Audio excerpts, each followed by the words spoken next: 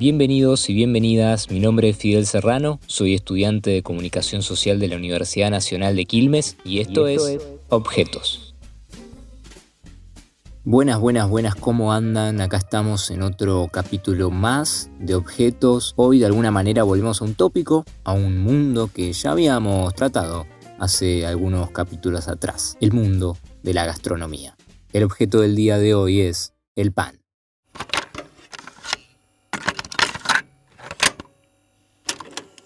¿Cómo distingues un buen pan sin probarlo? Ni el aroma, ni el color. Por el sonido de la corteza. Escucha.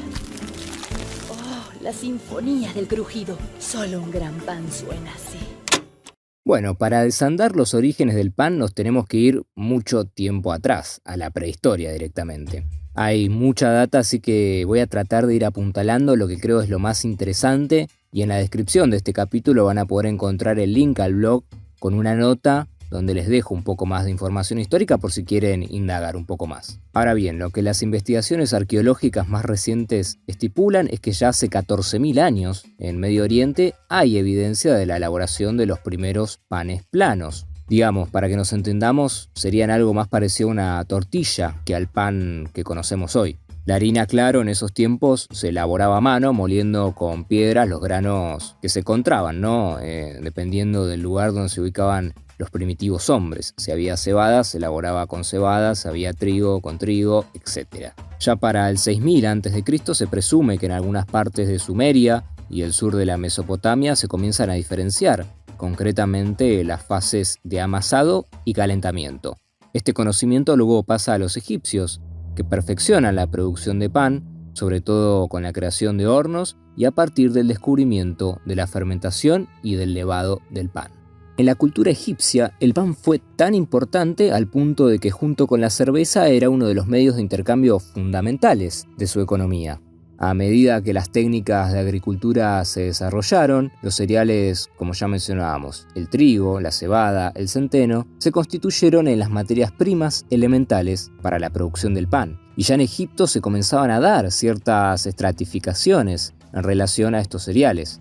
Por ejemplo, los panes elaborados con cebada, que era el más abundante, eran mayormente consumidos por las clases bajas, mientras que las clases altas se servían de panes blancos elaborados con trigo. Esta distinción, es interesante destacar, permanecerá a lo largo de los siglos y en muchas otras culturas. Ya en la época del Imperio Romano se adopta una predilección por el trigo para preparar el pan. Se vuelve una obsesión al punto de que se comienza a importar trigo de otras regiones, al ser tan altos los niveles de consumo. Y en gran parte podemos ver acá una de las influencias principales, por las cuales el trigo se convirtió en el cereal más elegido para producir pan en las civilizaciones occidentales. También, durante este periodo de la humanidad, hay grandes avances técnicos en relación al proceso de molienda. Los romanos crean los primeros mecanismos sofisticados de molinos hidráulicos. Por otra parte, hay que señalar, en relación a la cultura romana, que es de su seno que nace el famoso dicho pan y circo, algo que en términos de hoy podríamos traducir como hacer populismo, ¿no? Básicamente, las autoridades romanas regalaban pan y entradas para los espectáculos circenses para distraer al pueblo de lo que pasaba en las restringidas esferas de la alta política. Tanto en la antigua Grecia como en el Imperio Romano, el pan se incorpora como elemento fundamental de rituales religiosos. En la Eucaristía, por ejemplo, ritual originalmente cristiano, el pan y el vino son las especies sagradas que representan la sangre y el cuerpo de Cristo.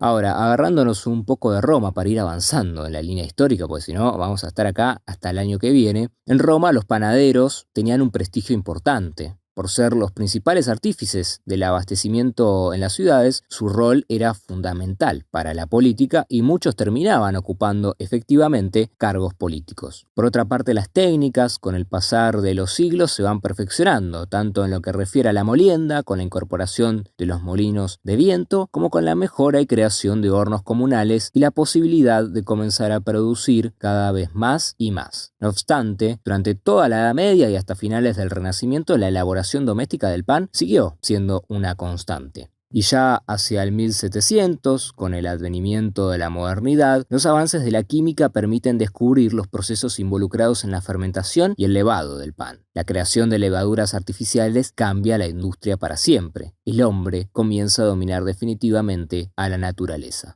Sin embargo, como siempre en este podcast, el siglo XIX es el momento del cimbronazo definitivo. Las maquinarias que se desarrollan a lo largo del 1800 para moler, sembrar, cosechar y también para la fase de cocinado, habilitan la producción a gran escala. Y también no podemos olvidar el empleo de fertilizantes, que se comienzan a usar en esta época. Dicho todo esto, ahora vamos a pasar al siglo XX y vamos a analizar un poco los sentidos simbólicos asociados al pan. Sobre todo me interesan los discursos donde el pan funciona como sinécdoque. Para los que no sepan, la sinécdoque es una figura retórica donde la parte representa al todo. Entonces, lo que yo quiero ver son esos discursos donde el pan representa toda la industria alimenticia, ¿no? Y donde también representa el mismo acto de comer.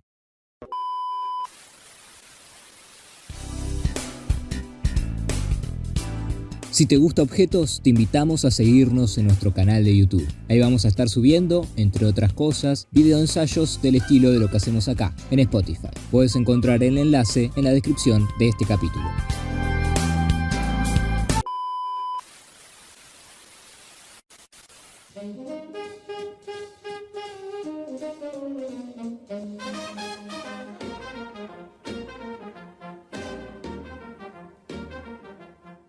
En el siglo XX el pan se vuelve industrial y cambia obviamente el proceso de producción, con ello su sabor, sus nutrientes, pero también cambian, y quizá de manera no prevista, las rutinas cotidianas más mundanas asociadas a él. Del pan casero, de la producción doméstica, pasamos a la inmediatez de las góndolas de los supermercados. El investigador y profesor norteamericano Aaron Bobrow Strain va a identificar en su libro, y me van a disculpar por esta pronunciación, lo voy a tratar de hacer lo mejor que pueda, en su libro White Bread, A Social History of the Store-Bought Loaf, cuya traducción al español sería pan blanco, una historia social del pan comprado en tiendas, y pan blanco creo que se refiere más a pan lactal, a lo que acá conocemos como pan lactal justamente. En este libro el autor va a identificar, decía, varias etapas en la relación entre la sociedad norteamericana y el pan industrial. Y es que el pan, va a decir en la introducción de este libro, se entrelaza con el poder. La historia del pan es la historia de cómo las estructuras sociales dan forma a lo que comemos y cómo lo que comemos da forma a las estructuras sociales. En los inicios del pan industrial en Estados Unidos, a finales del siglo XIX y principios del XX, el autor va a sostener que se asocia, a partir de ciertos movimientos heterogéneos que pregonaban por la seguridad alimentaria, con una necesidad de pureza, de higiene, frente a la amenaza del hacinamiento de las nuevas ciudades modernas y las olas de inmigrantes. En este contexto, el pan industrial era ideal porque jamás tocaba manos humanas al ser producido por máquinas estériles. Esto claramente tiene su origen en el impacto social cada vez mayor de la ciencia y su prestigio, pero también de una política que buscaba orden y seguridad. Entonces, lo que se entretejía en el imaginario colectivo, en el sentido común, era una idea muy literal de una relación causa y efecto. Alimentos puros y seguros darían como resultado individuos igualmente puros y seguros, y así cesarían los problemas sociales. Es decir, una buena alimentación daría como resultado una buena sociedad. Esa búsqueda de pureza, dice Aaron Bobrow Strain, inevitablemente en Estados Unidos se connotaba en un sentido racial. En las pequeñas panaderías que todavía trabajaban de manera artesanal y que se convirtieron en el blanco de ataque de los activistas que pregonaban una alimentación más higiénica, la mayoría de los trabajadores eran inmigrantes. Las condiciones laborales eran precarias, pero estos inmigrantes, más que los dueños de los establecimientos, fueron el principal foco de atención. Consecuentemente, las respuestas regulatorias, describe el autor, se enfocaban más en controlar la higiene de los trabajadores que en la inspección de las propias panaderías. En definitiva, este movimiento y esta ansia de seguridad alimentaria, con todas sus buenas intenciones, sepultó en gran medida a las pequeñas panaderías artesanales. El gran momento de los grandes conglomerados de panificadoras, con sus líneas de montaje infinitas e inacabables, era ineludible.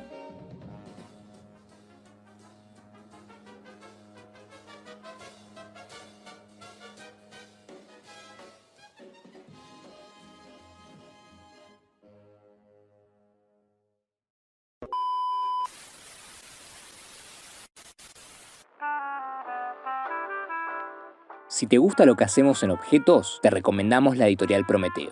Desde 2004, la editorial Prometeo ha conformado un inmenso catálogo especializado en textos académicos en ciencias sociales y humanidades. Podés consultarlo en www.prometeoeditorial.net.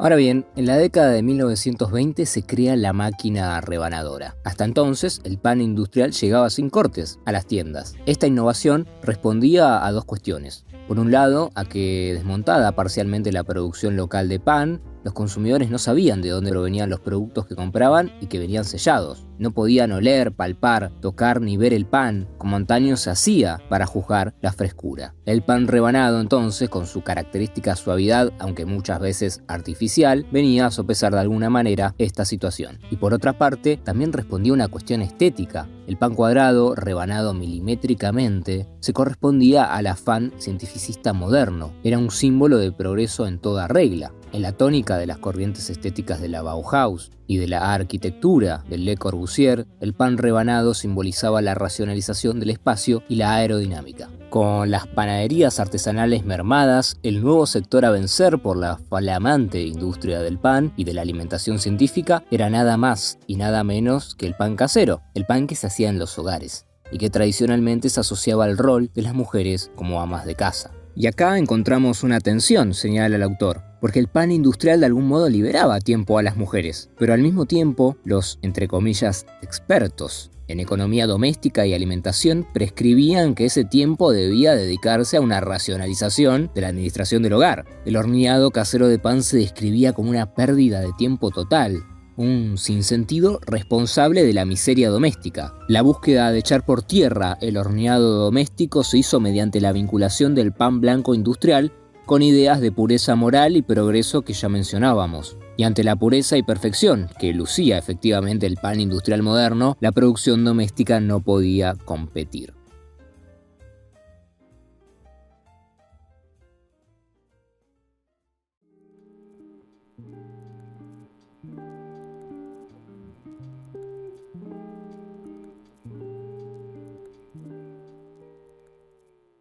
Ahora voy a hacer un salto bastante grande hacia el presente y hacia lo teórico. En las décadas del siglo XX que nos quedan en el medio de este análisis hay mucha información que voy a recopilar en la nota del blog que está en la descripción. Pero todo creo va en esta tónica que mencionamos, en la dicotomía entre la producción doméstica de alimentos y la producción industrial. Ahí reside el debate que creo es central alrededor del pan en sus capas sociales de significado y que tuvo sus idas y vueltas. El pan industrial no triunfó absolutamente. El gusto social, permeado por la ideología, por las ideas de lo que es una buena sociedad o no, tuvo y tiene sus idas y vueltas. Y creo que este debate anuda su mayor complejidad en la relación entre el acto de comer como ritual, tradición y espacio de intercambio y la esperanza que la producción industrial de alimentos suscitaba de calmar el hambre del mundo. En este sentido me voy a apoyar en el profesor e investigador de nuestra querida Universidad Nacional de Quilmes, Matías Bruera, cuando plantea que aquel mundo idílico que traía consigo la industrialización de la comida ha devenido en una masificación con el mercado como principal protagonista. Un mercado que por un lado favorece pautas de concentración y no resuelve una equitativa distribución de los bienes, y por otro cercena antiguas costumbres y desbarata orientaciones culturales, como por ejemplo la elaboración doméstica del pan. Y acoplado a este análisis en el nivel de la economía política, también hay una dimensión discursiva fundamental. Los efectos de la globalización desde los 90 en adelante dieron nacimiento a ciertas narrativas de lo gourmet y de la nutrición que han hecho de la mercancía alimentaria una moral renovable según las expectativas y ventajas empresariales. La elección alimentaria hace al cuerpo de las clases sociales, dice Bruera, y la elección, buena o mala, es prescripta por estas narrativas que operan disciplinando el consumo al mismo tiempo que niegan la realidad del mundo social. Es decir, están desconectadas de la facticidad de que muchas personas no pueden elegir qué comer. Por último, para ir cerrando, le quiero dedicar un momento a la ritualidad de la mesa y su asociación con un momento ceremonial de diálogo, convivencia y encuentro. La etimología de la palabra compañero es curioso, proviene del latín y significa persona con la que se comparte el pan. El ritual de la comida justamente evoca lo colectivo, la comunidad y todo lo que allí ocurre, todo lo que se discute, dice Bruera. De algún modo, recompone a la sociedad en su totalidad en un microcosmos de cuchillos, platos y tenedores. A pesar de que comer en verdad es un acto solitario, porque lo que yo como los otros deben renunciar, al mismo tiempo es un rasgo general, tan absoluto que todos compartimos, que se convierte en el contenido de acciones comunes y el egoísmo de comer se enlaza a una frecuencia del estar juntos, del estar unidos. Sin embargo, esta frecuencia es fácil advertir, se va deteriorando cada vez más y más. Bruera ejemplifica esta decadencia con la imagen de los Simpsons comiendo frente al televisor sin emitir palabra. Tomando a Bauman, quizá lo que más unía al grupo familiar alrededor de una mesa es que ese ritual simbolizaba el fin de un trabajo colectivo que comenzaba en la cocina familiar o incluso más allá, en la huerta o en el granero de la familia. Esta era justamente la dinámica de la producción del pan casero. Con la industrialización de la comida y las cadenas de comida rápida, no solo quizás se pierde el sabor y la calidad, sino que tienden a desaparecer estas rutinas de comunión. Y hasta acá llega este capítulo de Objetos. Gracias por escuchar, por quedarse hasta el final. Acuérdense que en la descripción van a poder encontrar las referencias bibliográficas utilizadas para este capítulo y el enlace a nuestras redes sociales. También nos pueden seguir por acá, por Spotify, que nos ayuda un montón. Nos vemos la próxima semana para analizar un nuevo objeto.